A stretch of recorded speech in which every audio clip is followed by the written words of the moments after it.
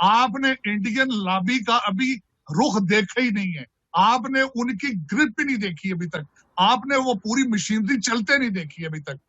कोई प्रेसिडेंट आ जाए, कश्मीर को अगर टच भी कर जाए तो मैं जो आप कहेंगे वो देंगे। रीजन आपके 7 मुसलमान कंट्रीज ने बुला के हाईएस्ट अवार्ड मोदी को दिए।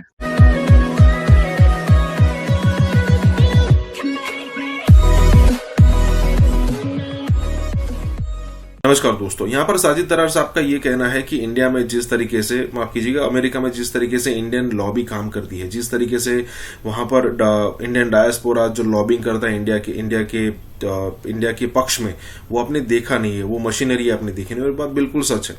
देखिए, सबसे पहली बात क्या है कि पहले इंडिया और अमेरिका का रिलेशन इतना नहीं होता था, लेकिन अगर आप पिछले 8-10 सालों की बात करो तो इतना एक्टिव हुआ है इंडियन डायस्पोरा, या फिर कहे कि इंडिया के लॉबिस्ट जो है वहां पर लॉबी करते, चाहे उनको पैसे दिए गए हो, चाहे जो भी चीज यहां पर की गई हो।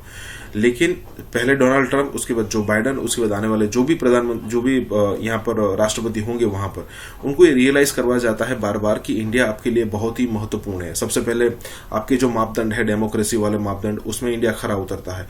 उसके बाद चाइना को आपको टारगेट करने के लिए आपके पास एक और बहाना है कि एक जो वहां की जो सरकार है या फिर उसकी जो आइडियोलॉजी है, कम्युनिस्ट आइडियोलॉजी, जो अमेरिका बिल्कुल पसंद नहीं करता है, उसके सामने इंडिया आपको एक बहुत ऐसा जाइंट किलर आपको मिल रहा है कि उसको आपको बाय डिफॉल्ट सपोर्ट करना चाहिए।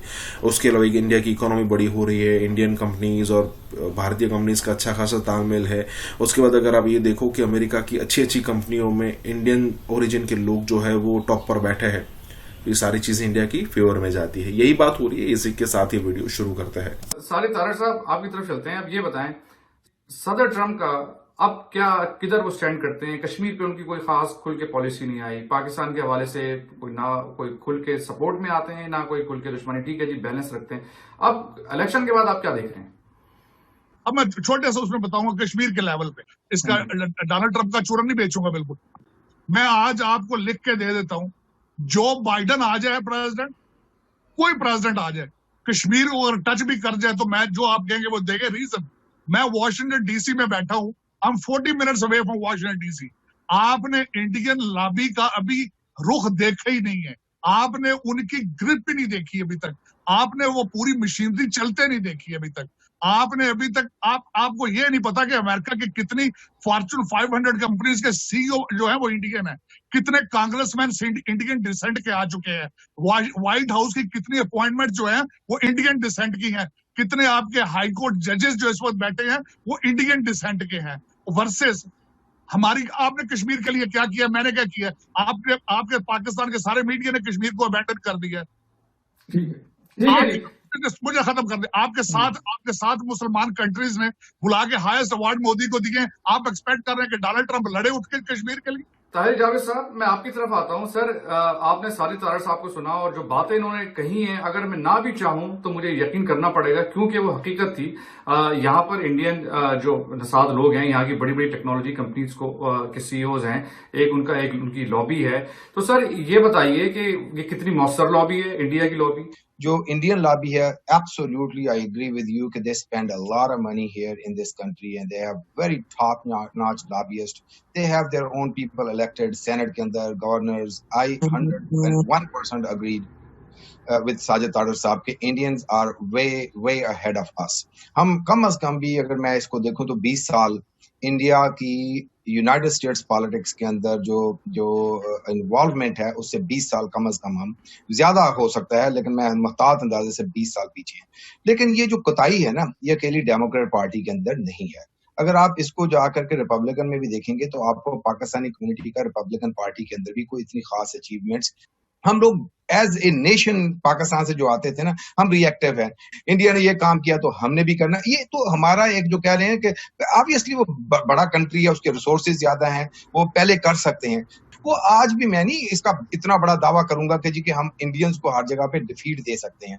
हम सिर्फ ये काम कर सकते हैं। जैसे आज सुबह एक मेरे दोस्त ने मुझे एक भेजा कि जी एक जो डिजिटल मीडिया के लिए इंडियन एक लड़की को बाइडन ने हायर किया, कहते व्हाट इज आवर पोजीशन। और भाई, हमें जो समझना है वो ये कि हम इंडिया को इस यहाँ पे किसी भी जगह पे डिफीट नहीं कर सकते। हमें करना क्या है, हमने अपना पर्सपेक्टिव टेबल पे रखना है, हमने अपनी जगह बनानी है। जो आज हम शुरू करेंगे, अगर देखेंगे कि जी हमारे रिजल्ट्स उस लेवल के नहीं आ रहे और फिर हम जाके घर बैठ जाएंगे, ये नहीं करना। हमने आज थोड़ा थोड़ा कतरे ड्रॉप करेंगे तो शायद 20 साल के बाद हम उस जगह पे पहुंचे जहां पे ये लोग हैं। अगर अमेरिका चाहे कि पाकिस्तान में इन्वेस्ट करे तो जी हमारे यहाँ तो बिजली का फुकदान है, हमारे यहाँ तो रोड इंफ्रास्ट्रक्चर तबाह बर्बाद हुआ है, हमारे यहाँ एक दहशतगर्दी का इशू रहा है जिससे पाकिस्तान का इमेज बहुत बुरा हुआ है।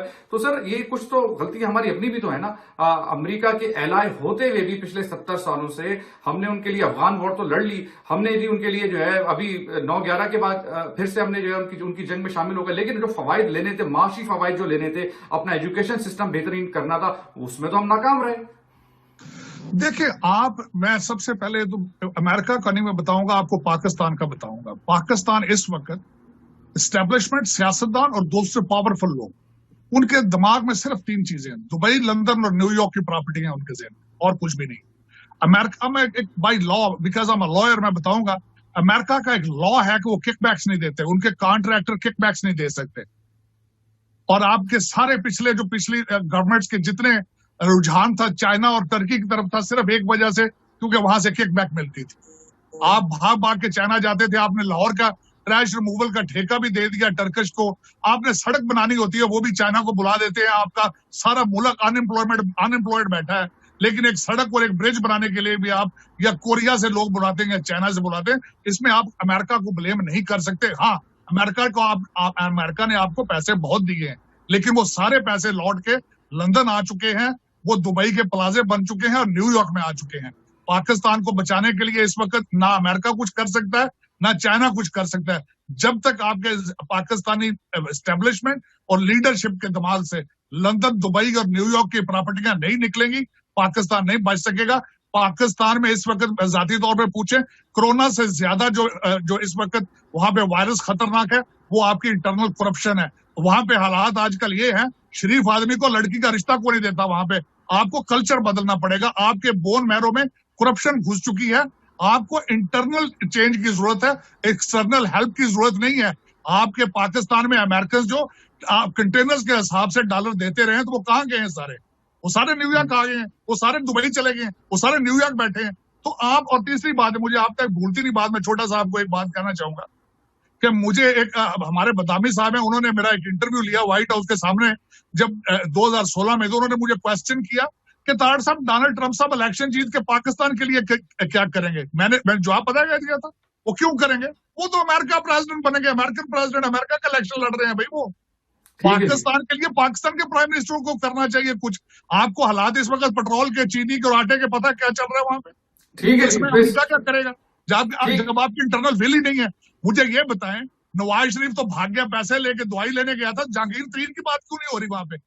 ठीक है जी, जवाब आ गया जी। अच्छा, रेकमेंड करेंगे कुछ इंप्रूवमेंट हुई है इमरान खान साहब के आने के बाद? क्योंकि उम्मीद बहुत थी कि जी इमरान खान साहब आएंगे तो बहुत इंप्रूवमेंट आएगी। आप शामिल थे, इमरान खान साहब आए थे अमेरिका और उनकी जो इतनी बड़ी रैली हुई थी उसमें आप दोनों हजरात बल्कि शामिल थे। तो सर बताइए कि कुछ इंप्रूवमेंट हो रही है? आपने जो खान साहब को गोशगुजार जो बातें की हैं उसमें चीजें फॉलो हो रही हैं कि नहीं हो रही हैं? देखें, इसको भी आप थोड़ा पीछे लेके, मैं again one more time, Tarar साहब ने जो बात की है ना, जो इंडिया का भी आप मामला कर रहे थे कि इतनी वो कॉर्पोरेट अमेरिका के अंदर वो लोग मौजूद हैं, तो बेसिकली हमारे यहाँ आज की डेट के अंदर किसी भी मुल्क का किसी दूसरे मुल्क के ऊपर जो लेवरेज क्रिएट होता है ना, वो उसकी इंपोर्ट और एक्सपोर्ट के बेसिस के ऊपर। चाइना के साथ आपके इतने अच्छे रिलेशनशिप इतने सालों से जो बनते आ रहे हैं, और इस वक्त तो इतनी बड़ी स्ट्रेंथ के अंदर आपने खोल के हाथ में दरवाजे खोले चाइना को कर दिया। Basically Chinese are everywhere. तो आपने जो उम्मीदें लगाई थी खान साहब से, सर आप भी मिलते भी रहे, आप मुझे बताइए वो कितनी मौसर साबित हुई? खान साहब ने आज तक जिस माफिया को हाथ डाला उस माफिया की लॉटरी निकल आई है। सर पेट्रोल के माफिया की लॉटरी निकली है अभी लेटली। सर डाका चीनी अभी कम हुई, प्राइस चीनी की देखें ना, चेक करें आप। आटा मुल्क जरा ही मुल्क है, आप आटा इंपोर्ट कर रहे हैं आप डॉलर 170 का नहीं, मेरी थोड़ी सी बात कर। सर मेरा मुल्क, मेरी ये मादरे मिल्लत है सर, मादरे मिल्लत। ये मुझे सिर्फ एक बात का जवाब दें, जो वजीर जिन जिन वजीरों को चार्जशीट दी गई हो और वो खुद ही अपनी चार्जशीट कैबिनेट की मीटिंग में बैठ के देख रहे हैं, इसको आप गवर्नेंस कहेंगे? आप सर ये तो कमाल ही हो गया। ये तो आप तो वो आदमी है जो कि इमरान खान साहब के बड़े सपोर्टर थे। सर मेरे जैसा बंदा सुबह शाम पाकिस्तान के लिए खून के आंसू रो रहा है सर। मुझे आप मुझे सारी छोटे नदीम जोसेफ जिसको मारा गया है पेशावर में सिर्फ क्रिश्चियन होने के लिए, उसको इंसाफ किसने देना है? खान साहब ने साहिवाल के वाकये का इंसाफ दिए किसी को? खान साहब कमीशन बना देते हैं और कमीशन बनाने का सिर्फ मतलब ये होता है कि उस बात को पुश अंडर द रग। मैंने सिर्फ जो आपको एक बात बताई है कि जिन वुज़रा के ऊपर चार्जशीट्स हैं वो अपने खुद ही चार्जशीट को देख रहे हैं कैबिनेट में बैठ के। ठीक है, मुझे इस बात का जवाब आप दे दें। आप मुझे ये बताएं, मेरा ये क्वेश्चन आपसे है, आपके फॉरेन मिनिस्टर कुरैशी साहब आपकी फॉरेन पॉलिसी को जस्टिफाई कर रहे हैं? उनके टेबल के ऊपर फॉरेन पॉलिसी मौजूद ही नहीं है, क्योंकि उनकी प्रायोरिटी है ताकि वो चीफ मिनिस्टर बन सके या -1 फार्मूले में प्राइम मिनिस्टर बन सके। वो इंटरेस्टेड ही नहीं है कि आपकी फॉरेन पॉलिसी की एडवोकेसी दुनिया में हो सके।